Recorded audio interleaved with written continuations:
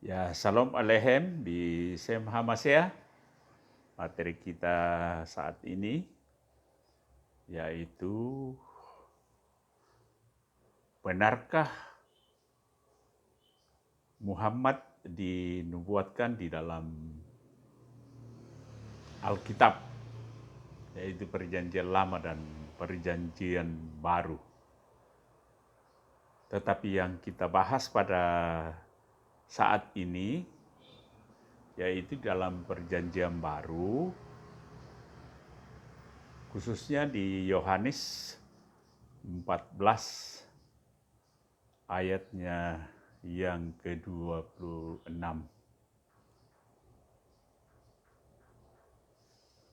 di mana firman Tuhan katakan bahwa tetapi penghibur yaitu Roh Kudus yang akan diutus oleh Bapa dalam namaku, dialah yang akan mengajarkan segala sesuatu kepadamu dan akan mengingatkan kamu akan semua yang telah kukatakan kepadamu. Ya, tapi sebelumnya kita masuk dalam penguraian, terlebih dahulu saya sampaikan bahwa ya mereka selalu mengklaim bahwa kitab suci mereka, ya dalam hal ini Al-Quran itu adalah sudah sempurna. Tapi ya justru meragukan kesempurnaan itu karena selalu mencopot ayat-ayat Alkitab, baik itu Perjanjian Lama maupun Perjanjian Baru, untuk mencari pembenaran. Ya, secara logika saja ialah bahwa karena ini ada perbedaan antara kehidupan Yesus dengan nabi mereka, itu sekitar 600 tahun, ya seharusnya ayat Al-Quran mereka yang dikatakan sempurna itu lebih banyak ayatnya daripada Alkitab. Di mana ya Alkitab mulai dari Kejadian sampai Wahyu itu ada 40.320 ayat. Sedangkan Al-Quran hanya 6.666. Berarti 1/5 dari isi Alkitab itu. Nah, yang seharusnya karena ada perbedaan sekitar 600 tahun, ya paling tidaklah ya 50.000 ayat kalau dikatakan sempurna. Tapi kenyataannya kalau kita baca, ya itu tidak runut sehingga lompat-lompat. Dan tidak perlu saya banyak komentar terhadap itu, ya karena kita bisa dikenakan ya penistaan agama, apalagi kalau sampai menafsirkan. Ya saya katakan bahwa saya juga punya terjemahan Al-Quran ada, bahkan ya kesimpulan masalah Isa di dalam Alkitab, dalam Al-Quran itu saya miliki. Tapi ya itulah mereka. Dan yang penting bahwa kita harus pahami, ya benarkah Muhammad, nabi mereka itu sudah dibuatkan di dalam Perjanjian Baru? Khususnya kita bicarakan Yohanes 14 ayat 26 yang saya sudah bacakan tadi. Ini sama sekali tidak ada hubungannya.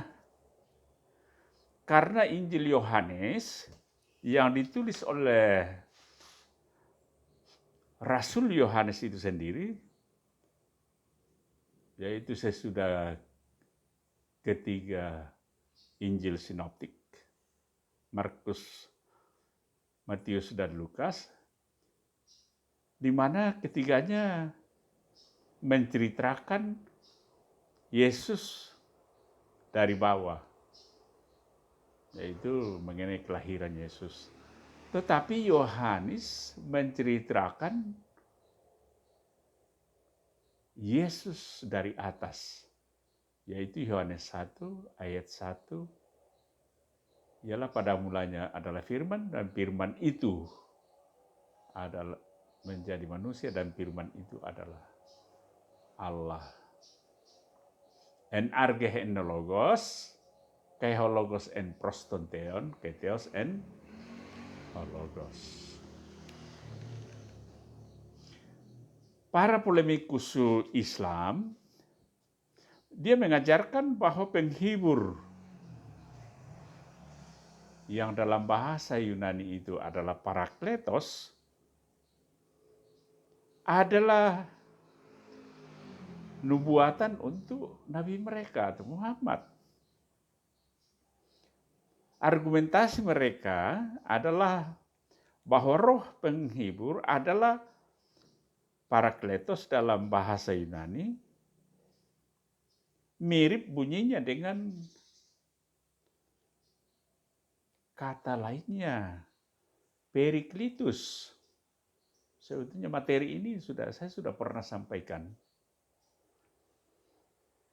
Yang artinya terpuji.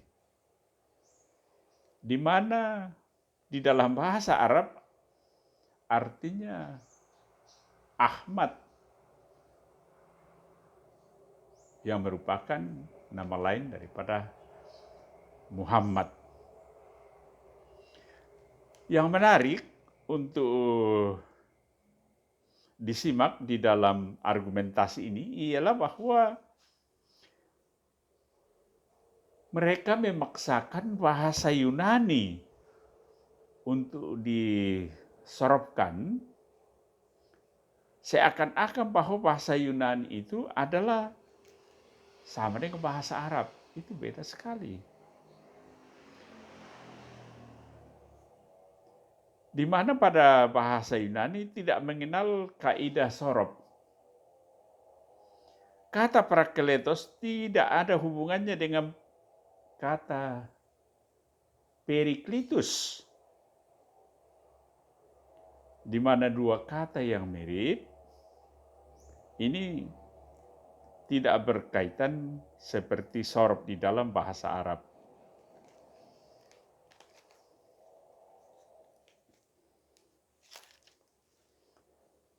Sorob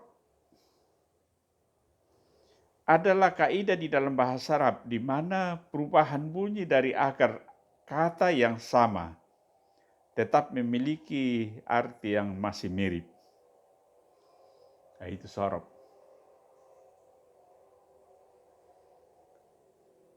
Demikian juga di dalam bahasa Indonesia kalau kita lihat, di mana konsonan SLT bisa menjadi kata sifat sulit, salut,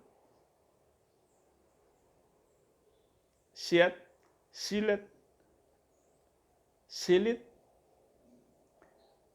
Semua kata-kata dengan konsonan SLT atau dengan beragam variasi vokal, ini tidak ada kaitannya satu sama lain karena bahasa Indonesia tidak mengenal sorob.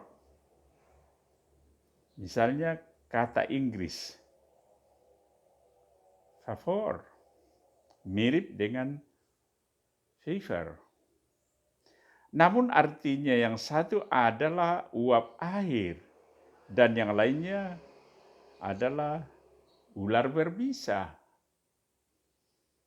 Ya, kenapa tidak ada kaitannya? Karena bahasa Inggris bukan bahasa Arab dan tidak mengenal sorob.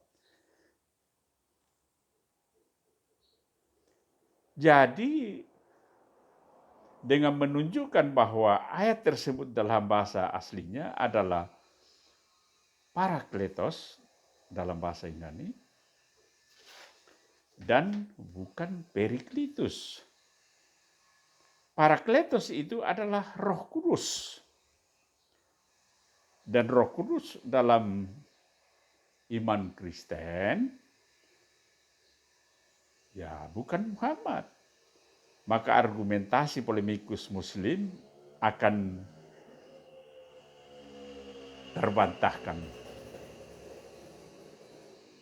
Selain itu, kita bisa juga mempertanyakan tentang siapa Roh Kudus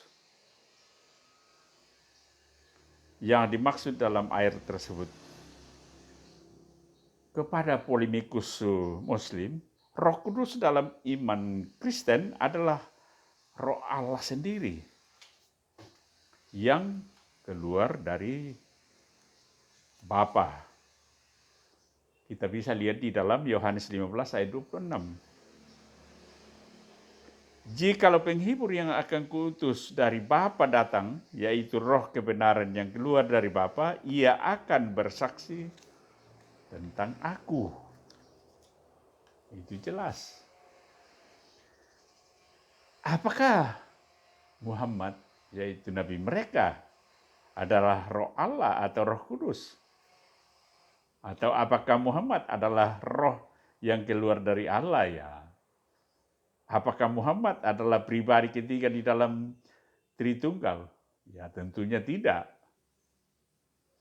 Jadi ayat ini jika dilihat dari perspektif Kristen tentang Roh Kudus, maka akan gugurlah argumentasi polemikus Muslim. Karena mereka juga menolak bahwa Muhammad adalah Roh Allah. Selain itu dalam bahasa Yunani kata Roh Kudus atau dalam bahasa Yunani pneuma itu gendernya adalah feminim. Karena gender Roh Kudus dalam bahasa Yunani adalah feminim, maka tentunya bukan nubuatan untuk Muhammad karena Muhammad adalah manusia dengan gender laki-laki. Gender feminim untuk kata Roh Kudus yang adalah Roh Allah bukan berarti bahwa Allah memiliki jenis kelamin. Jadi gender dalam kata tersebut tidak memberikan pengaruh apa-apa kepada Allah. Seperti halnya kata Allah di dalam bahasa Arab itu gendernya laki-laki. Namun bukan berarti bahwa Allah itu laki-laki, mempunyai alat kelamin laki-laki. Kata ganti untuk Allah memakai kata ganti untuk laki-laki huwa. Atau dalam bahasa Inggris him. Dan tidak pernah hia. Atau dalam bahasa Inggris her. Sekarang kita melihat Roh Kudus di dalam perspektif Islam. Dalam Islam Roh Kudus itu adalah malaikat Jibril. Yaitu menurut pemahaman mereka. Atau Gabriel. Ya sekarang pertanyaannya, apakah Muhammad itu malaikat atau manusia? Tentu umat Islam akan mengatakan bahwa Muhammad itu adalah manusia. Dari Arab Saudi, di mana berasal dari suku Quraisy, yaitu Arab Selatan. Dan bukan malaikat.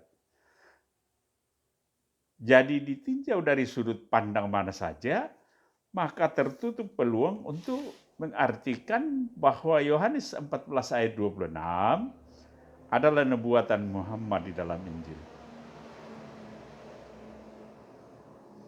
Dan cara-cara yang digunakan polemikus Islam tidak adalah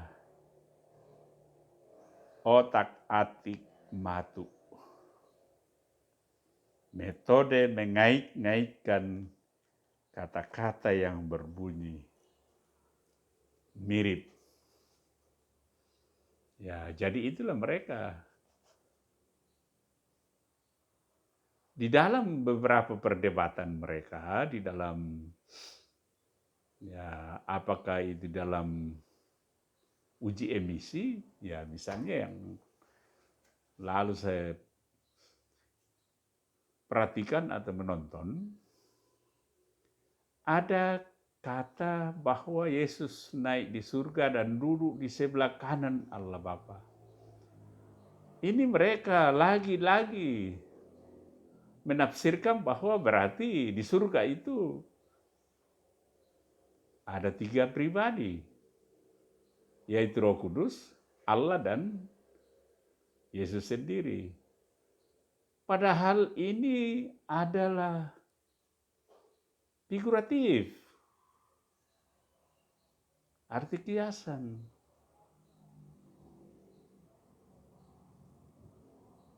Karena ini adalah penggambaran daripada bait suci di Yerusalem, bait Hamikdas. Di mana di bait suci di Yerusalem itu ada 3 ruangan, yaitu altar atau halaman, ruangan kudus, dan ruang Maha Kudus.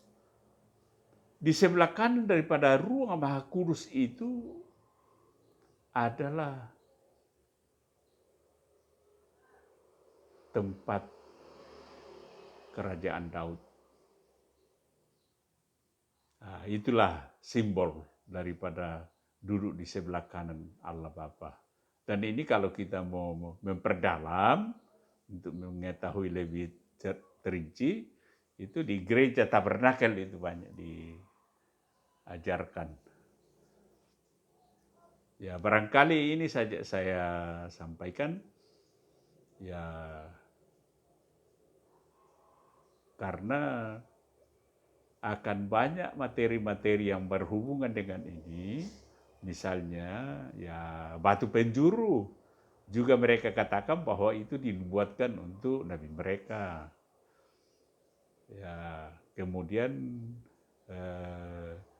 di dalam Kidung Agung Mahmudin, karena mirip-mirip dengan Muhammad, Mahmudin itu ya dikatakan bahwa juga dimuatkan. Tapi nanti ke depan itu saya akan uraikan satu persatu.